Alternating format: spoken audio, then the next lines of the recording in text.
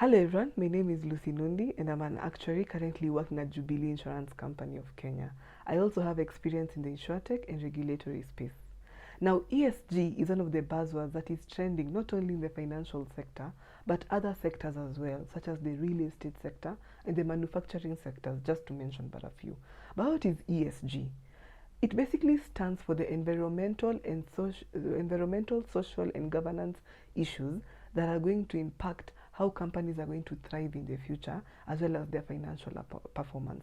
So the E basically deals with carbon emissions and climate and its impacts, such as climate change, the biodiversity, and the natural habitat, just to mention but a few issues.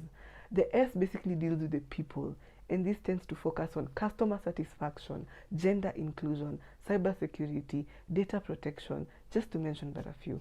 Finally, governance tends to look at how the composition of a company. So it tends to look at the board structure, the audit committee, things to do like whistleblowing, lobbying, among other things. Now, as most companies around the globe have embarked on their ESG journey when it comes to sustainable investment, social inclusion, as well as good governance, Africa is yet to embark on its journey, with only a few global companies within the African continent taking that step on ESG reporting.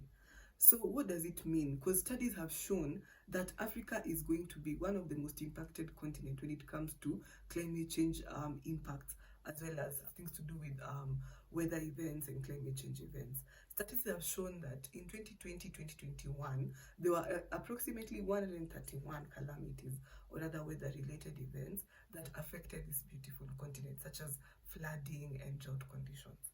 So as the UN Conference of Parties is going to be hosted in Africa, we need to ask ourselves, what does Africa benefit or what does Africa need when it comes to the climate change convention?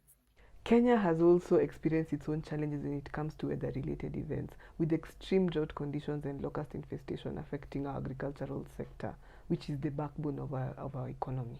This has led to various organizations partnering with the government and non-profit organizations to offer agricultural insurance to small-scale farmers. This agricultural insurance is set in such a way that the payout is based on the yields, in such a case where low yields leads to claim payout, or is index based, whereby a low amount of rainfall will lead to low yields and therefore will lead to a payout. However, the conventional agricultural products tend to focus on the output level and not on the input.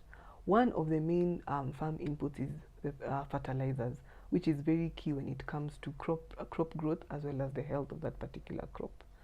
The current commercial fertilizer the cost of the current commercial fertilizer has been skyrocketing, with a 50 kg bag of the maize fertilizer costing around $30, straight from $15.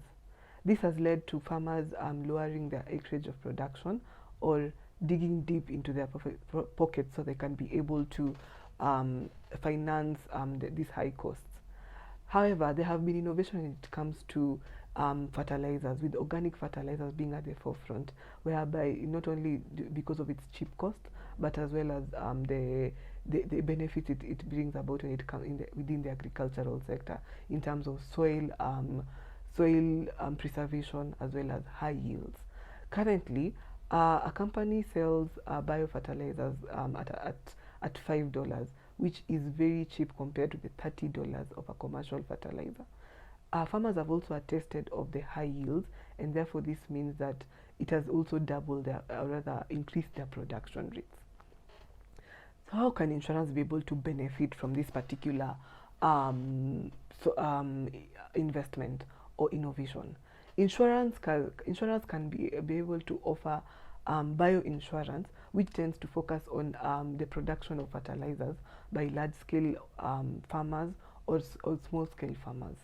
They can be able to set a target output by monitoring the average output over a certain period and comparing this to the actual output to determine the claim payout as well as price that product.